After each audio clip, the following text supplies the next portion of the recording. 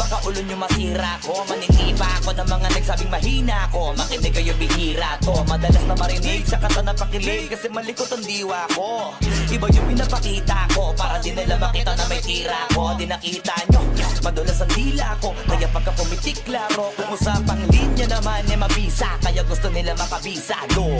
Di man ako magaling kumanta, pero hindi to pipiyo kasi nagkisa ko.